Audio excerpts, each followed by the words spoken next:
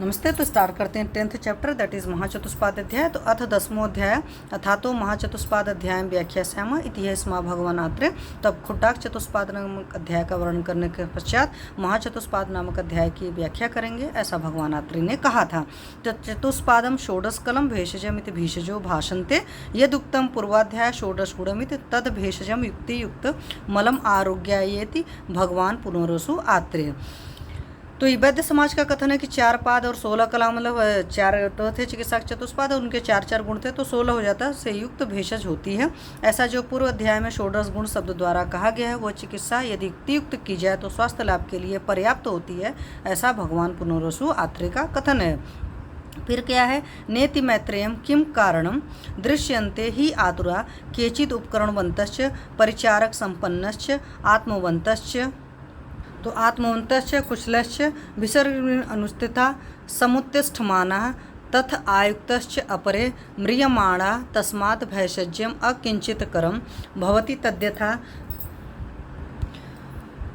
स्वभ्रे सरसि वा प्रसिक्तम अल्पम उदकम नद्यां वा सेन्दमानायां पांशुधाने वा पांशुमुष्टि प्रकीर्ण इति तथा अपरे दृश्यन्ते अनुपकरणश्च अल्पपरिचारकश्च अनात्मवन्तश्च अकुशलश्च भिसर्गे अनुष्ठिता समुत्तिष्ठमाना तथा युक्ता म्रियमाणाश्च अपरे यतश्च प्रतिकुर्वन् सिद्ध्यति प्रतिकुर्वन् म्रियते अप्रतिकुर्वन् सिद्ध्यति अप्रतिकुर्वन् म्रियते तथा अश्चिन्त्यन्ते तथा चिन्त्यते भेषजम् अभेषजानाम् अविशिष्टम् इति।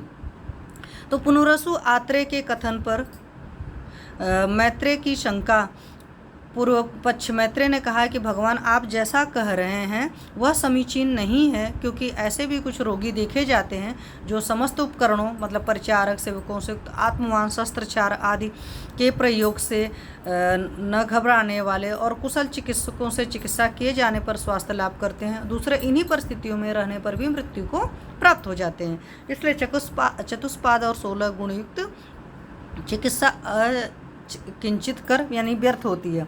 उक्त शंका को स्पष्ट करते हुए कहा जा रहा है कि जैसे किसी गड्ढे में थोड़ा सा पानी डाल देना कोई अर्थ नहीं रखता है, अर्थात व्यर्थ होता है, वैसे मृत्यु के मुख में जाते हुए रोगी को थोड़ी सी औषधि देना व्यर्थ होता है। दूसरा उदाहरण दे रखा, दूसरी ओर अन्य साधनों से भरे हुए सरोवर में भी डाला हुआ थोड़ा जल जैसे निरर्थक होता है, वैसे ही अन्य साधनों से स्वास्थ्य लाभ होने वाले रोगी के लिए थोड़ी सी औषधि का प्रयोग भी व्यर्थ होता है। इसी प्रकार बहती हुई नदी को रोकने के लिए यदि कोई एक मुट्ठी धूल उसमें डालकर उस नदी को रोकने का प्रयास करे तो यह ठीक वैसा ही होगा जैसे मौत के कगार पर पहुंचे हुए रोगी को कुछ औषध दे दिया जाए, अर्थात दोनों ही प्रयास निरर्थक होंगे। एक और उदाहरण क्या दे रखा है, तो 5 उदाहरण मतलब धूल के ढेर में 5 मुष्टि, एक मुष्टि धूल ऊपर कहे गए पूर्ण सरोवर में डाल गए और गए थोड़े जल के समान व्यर्थ हैं। अन्य उदाहरण क्या दे रखा है उन्होंने, तो जिन रोगियों के पास कोई साधन नहीं है, न कोई उपचारक सेवक है, जो न आत्मवान है, चिकित्सा काल में होने वाले कष्टों को सहन करने की शक्ति वाले हैं और अयोग्य वैद्यों की चिकित्सा में रहकर भी उठ खड़े होते हैं, अर्थात रोग मुक्त हो जाते हैं। इसके विपरीत सब प्रकार के उपकरणों एवं परिचारकों के रहते भी आत्मवान होने पर भी तथा कुशल चिकित्सकों द्वारा चिकित्सा कराने पर भी कुछ रोगियों को मरते हुए देखा जाता है, और भी चिकित्सा कराने पर सिद्धि, स्वास्थ्य लाभ तथा चिकित्सा कराने पर मृत्यु दोनों ही देखी जाती है। साथ ही चिकित्सा न कराने पर सिद्धि और चिकित्सा न कराने पर मृत्यु भी देखी जाती है। इसलिए सोचा जाता है कि भेषज के प्रयोग करने तथा अभेषज अर्थात चिकित्सा के प्रयोग न करने पर कोई विशेषता नहीं दिखलाई देती है। ये चीज़ मैत्रेय जी ने शंका किया है। अब उसके आगे समाधान होगा।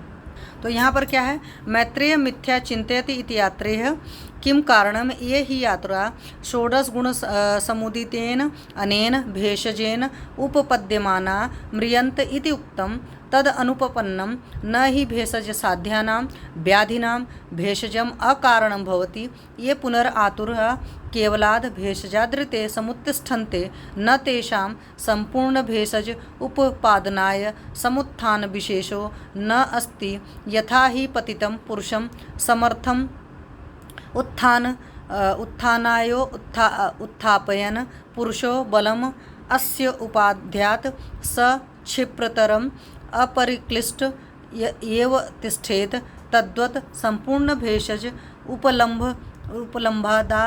उपलम्भाद आतुराः ये च आतुरा केवलाद् भेषजादपि म्रियन्ते न च सर्व एव च भेषजोपपन्ना समुत्तिष्ठरेण न हि सर्वे व्याधयो भवन्ति उपायसाध्या न च उपायसाध्यानां व्याधीनाम् अनुपायेन सिद्धिरस्ति न च असाध्यानां व्याधीनां भेषज समुदायो अयमस्ति न हि अलं ज्ञानवान् विषग मुमुर्षुर् आतुर समुत्थापयितुं परीक्षकारिणो हि कुशला भवन्ति यथा हि योगज्ञो अभ्यास नित्य ईसुवासो धनुरादेयेषु येषु मस्यन्नति पिपृष्टे महति काये नापराधवान् भवति सम्पादयति चेष्टकार्यं तथा भिषक् स्वगुणसम्पन्न उपकरणवान् वीक्ष्य कर्मारभमाणः साध्य रोगम अनपराध सम्पादयति एव आतुरम् आरोग्येण तस्मान्न भेषजम अभेषजेन अविशिष्टम भवति। तो यहाँ पर क्या रखा है, उत्तर पक्ष के रूप में मैत्रेय की शंका का समाधान करते हुए महर्षि आत्रेय कहते हैं, मैत्रेय आपका विचार समीचीन नहीं है। आपने जो यह कहा कि क्या कारण है कि पूर्वोक्त 16 गुण समूह से परिपूर्ण चिकित्सा से चिकित्सित रोगी आदि भी मर जाते हैं, यह ठीक नहीं है, क्योंकि भेषज साध्य रोगों की चिकित्सा निष्फल नहीं होती है और जो रोगी बिना भेषज प्रयोग के उठ खड़े होते हैं, स्वस्थ हो जाते हैं, उनकी चिकित्सा में संपूर्ण भेषज के लिए कोई कारण विशेष नहीं है, ऐसा नहीं कहा जा सकता। जैसे किसी भूमि पर पड़े हुए गिरे हुए किंतु स्वयं उठने में समर्थ पुरुष को उठाने के लिए भी उठाने में सहायक पुरुष भी अपना बल लगाता है, जिससे वह गिरा हुआ पुरुष शीघ्र बिना किसी कष्ट के उठ जाता है। इसी प्रकार संपूर्ण भेषज के उपयोग से रोगी जल्दी ही स्वास्थ्य लाभ करता है। जो आपने कहा कि संपूर्ण भेषज के प्रयोग करने पर भी रोगी मर जाते हैं, यह आवश्यक नहीं है कि सभी रोगी भेषज के उपचार से निरोगी हो जाएं, क्योंकि सभी प्रकार की व्याधियां उपाय साध्य नहीं होती हैं और जो व्याधियां उपाय साध्य हैं वो बिना चिकित्सा किए ठीक नहीं होती हैं और जो असाध्य रोग हैं उनके लिए यह भेषज समुदाय चिकित्सा चतुष्पाद सिद्धांत है भी नहीं। ज्ञानवान भिषक पूर्णमणि समस्त योग्यताओं से युक्त चिकित्सक भी मर जाने वाले रोगी के सामने स्थिर रहने अर्थात जमकर चिकित्सा करने में समर्थ नहीं होता। कुशल चिकित्सक वे ही हैं जो रोगी की परीक्षा करने के पश्चात ही चिकित्सा आरंभ करते हैं, मतलब अरिष्ट लक्षण साध्य का विचार करके ही चिकित्सा करते हैं। आगे है, इदम चेदम च न प्रत्यक्षहं यदन आतुरेण भेषजेन आतुरम चिकित्साम क्षामं क्षामेण कृशं च दुर्बलम अपि आयामः स्थूलं मेदस्विनम् अतर्पयामः शीतेन उष्ण अभिभूतम् उपचारं चरामः शीताभिभूतम् उष्णेन न्यूनान् धातून् पूरयामः व्यक्तिरिक्तान् हि ह्रासयामः व्याधीन मूल विपर्येण उपचरन्त सम्यक् प्रकृतौ स्थापयामः तेषां नस्तथा कुर्वतामयं भेषज समुदाय कांततमो भवति। तो महर्षि आत्रेय कहते हैं, हमारे सामने ये विषय सर्वथा प्रत्यक्ष है, यथा हम दोष रहित औषधि योगों से रोगी की चिकित्सा करते हैं। क्षीण रोगी की अच्छा मतलब बृहण औषधि योगों से, कृश और दुर्बल को आप्यायित यानी तृप्त करने वाले औषधों से, स्थूल तथा मेदस वाले रोगियों का तर्पण यानी उपवास वृक्ष आदि आहार विहार तथा औषधोपचार से, उष्णाभिभूत लू लगे अथवा गर्मी से पीड़ित रोगियों को शीतोपचार से और शीत से पीड़ित रोगियों को उष्णोपचार से न्यूनता की कमी को प्राप्त रसादुओं की पूर्ति करते हैं, रसादी धातुओं की पूर्ति करते हैं, बढ़े हुए धातुओं घटाते हैं। अधिक क्या कहा जाए, समस्त रोगों की मूल विपर्य निदान परिवर्जन अर्थात जिस कारण से रोग उत्पन्न हुआ उसके विपरीत क्रिया से चिकित्सा करते हुए दोषों को भली भांति समावस्था में रखते हैं। उन रोगियों के प्रति ऐसा करने से यह समस्त भेषज समुदाय कांततम हो जाता है अर्थात सर्वथा दोष रहित हो जाता है। अब अगला है साध्य विचार की फलश्रुति क्या है। भवंती छात्र साध्य असाध्य विभाग्यो ज्ञानपूर्वक चिकित्सक काले चारभते कर्म यत्तत् साध्यते ध्रुवम् अर्थ विद्या यशो हानिम उपक्रोशम असंग्रहम प्राप्नुयानियतम वैद्यो असाध्यम सम उपाचरेत। तो इसमें आगे क्या है, यह रोग साध्य है अथवा असाध्य है, इस प्रकार के विभाजन का जिस चिकित्सक को ज्ञान है वह समय पर न कि समय बीतने पर जिस चिकित्सा रूप कार्यों को प्रारंभ करता है उसको भली बात सिद्ध कर लेता है। अब रोगों के दो भेद हैं, साध्य साध्य, फिर साध्य का सुख साध्य, कृच्छ साध्य, असाध्य का याप्य अनुक्रम, उसके बारे में दे रखा है। तो सुख साध्यम मतम साध्यम कृच्छ साध्यम अथापि च द्विविधम च अपि साध्यम स्याद याप्यम यच्च अनुक्रमम साध्यानां त्रिविधश्च अल्प मध्यमोत्कृष्टतां प्रति विकल्पो न तु असाध्यानां नियतान् विकल्पना। तो साध्य रोगों के दो भेद होते हैं, सुख साध्य, कृच्छ साध्य या कष्ट साध्य। इसके पश्चात असाध्य रोग के भी दो प्रकार होते हैं, याप और अनुक्रम। पुनः साध्य रोग के भी तीन भेद किए गए हैं, अल्प उपाय साध्य, मध्य उपाय साध्य, उत्कृष्ट उपाय साध्य। किंतु याप्य रोगों को छोड़कर जिन रोगों को अनुक्रम अचिकित्सा असाध्य कहा गया, उनका कोई विकल्प नहीं है या कोई विकल्पना तरतम भेद नहीं है। विकल्पना या तरतम भेद जो है केवल साध्य और याप्य रोगों में ही देखी जाती है। अब इसमें दे रखा सुख साध्य रोगों के क्या लक्षण होते हैं। तो हेत्वा पूर्व रूपाणी रूपाणी अल्पानी यस्य च न च तुल्य गुणो दुष्य न दोषः प्रकृत भवत न च काल गुणस्तुल्यो न देशो दुरुक्रमः गतिरेका न उत्तम च रोगस उपद्रवो न च दोषश्चैक समुत्पत्तो देह सर्वौषधक्षम चतुष्पादोपपत्तिश्च सुख साध्य से लक्षणम। तो जिस रोगी के हेतु पूर्वरूप और रूप कम हो और वात आदि दोष दुष्य के समान गुणों वाले न हो, जो दोष विकृत हुआ हो, रोगी भी उसी दोष प्रधान प्रकृति का न हो, रोग तथा विकृत दोष के गुण काल के गुणों के अनुसार हो, गुण के अनुसार न हो, ऐसा देश भी न हो जहाँ उस रोगी की चिकित्सा न हो सके, रोग एक मार्ग में स्थित हो, रोग नया हो, उपद्रवों से रहित हो, कोई एक दोष रोग की उत्पत्ति का कारण हो, शरीर सभी प्रकार की चिकित्सा को सहन करने में शक्ति रखता हो और चिकित्सा के चारों पास सुलभ हो, तो सुख साध्य लक्षण। तो हेतु पूर्व रूपाणी रूपाणी अल्पानी ऐसे च, तो यहाँ से सीधे पता चल रहा है हेतु पूर्व रूप और रूप जो है ये सारे अल्प होने चाहिए। तो हेतु पूर्व रूपाणी रूपाणी अल्प च न च तुल्य गुणो दुष्यो न दोष न प्रकृति भवत। तो तुल्य गुण मतलब दोष और दुष्य का एक जैसा नहीं होना चाहिए, नहीं प्रकृति उस तरह का होना चाहिए कि वात जो रोग हो गया वात प्रकृति वाले को तो और असाध्य हो जाता है। न च काल गुण तुल्य, और नहीं वैसा समय हो, न देशो दुर्क्रम, तो ऐसा देश नहीं जहाँ पर चिकित्सा न की जा सके। गति रेखा न उत्तम, एक ही जगह गति हो और नया हो, रोगस उपद्रव न च, और न ही कोई उपद्रव हो, दोष का समुत्पत्त हो, तो एक ही उससे दूषित हुआ हो, एक दोष उत्पत्ति का कारण हो, समुत्पत्त देह सर्वसदस्य, और जो शरीर है वो हर तरह की चिकित्सा को सहन करने की क्षमता रखता हो, और सारे चतुष्पाद जो हैं चिकित्सा के सुलभ हों, तो क्या होता है सुख साध्य होता है। अब आगे बात करेंगे कृच्छ साध्य की। अब देखेंगे इसमें जो है कृच्छ साध्य रोगों का निमित्त पूर्व रूपाणाम मध्य में बले। तो निमित्त जो है मतलब निमित्त मतलब हेतु निदान हो गया, निमित्त पूर्व रूपाणाम, पूर्व रूप हो, रूपाणाम, ये सारी चीज़ें जो है मध्य बल हो। काल प्रकृति दुष्याणाम, तो जो काल हो गया, प्रकृति हो गया और दुष्य हो गया, दुष्याणाम, इनमें से किसी एक के दोष के समान होने पर, और सामान्य अन्य तमस्य च के समान होने पर, फिर काल प्रकृति दुष्य जो है इन सब में किसी एक के समान होने पर, फिर गर्भिणी बाल वृद्धानाम, तो गर्भिणी वृद्ध और बालक का जो रोग होता है वो भी कृच्छ साध्य होता है। नाति उपद्रव पीड़ितम, और जो उपद्रवों से आज पीड़ित न हो, नाति उपद्रव पीड़ितम। शस्त्र क्षार अग्नि कृत्यानाम अनोम कृच्छ देशजम, तो शस्त्र क्षार अग्नि इन सब सारी चीज़ों से क्या होता है सिद्ध होने वाला रोग हो।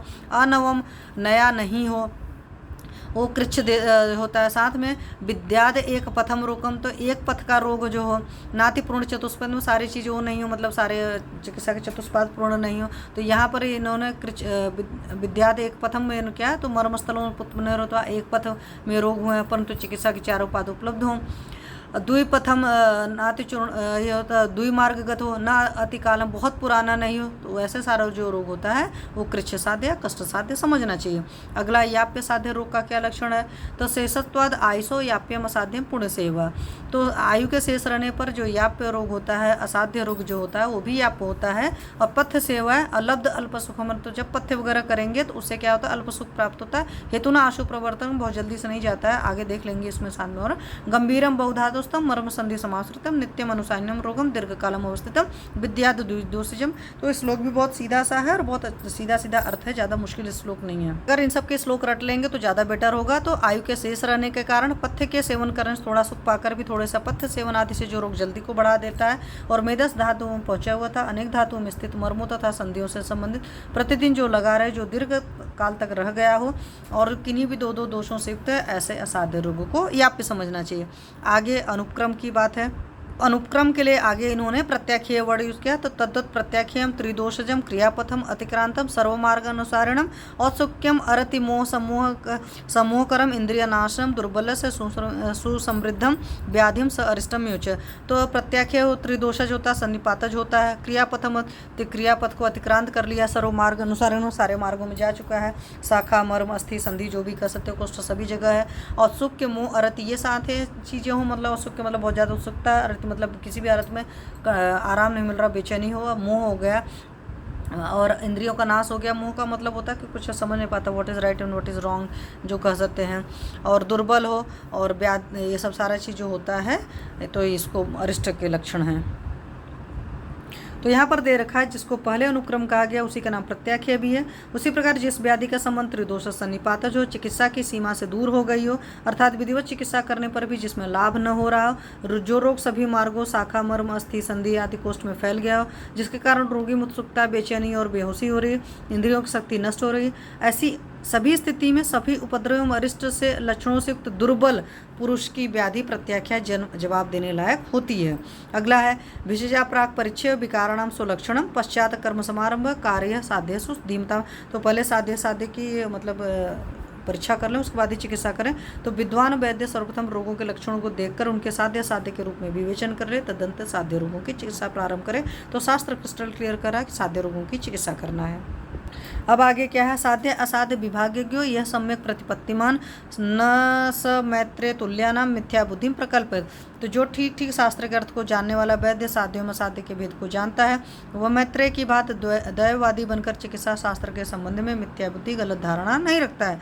तत्र श्लोकों ये औषधम पादगुण प्रभाव भेषज आश्रय आत्रेय मैत्रेय मतिद्वैविध्य निश्चय चतुर्विध विकल्पाश्च व्याधय स्वलक्षणा उक्ता महाचतुष्पादे येषु आयत्यम विसर्जितम। तो इस महाचतुष्पादक नामक अध्याय में औषध चतुष्पाद के गुण अर्थात षोडश कल भेषज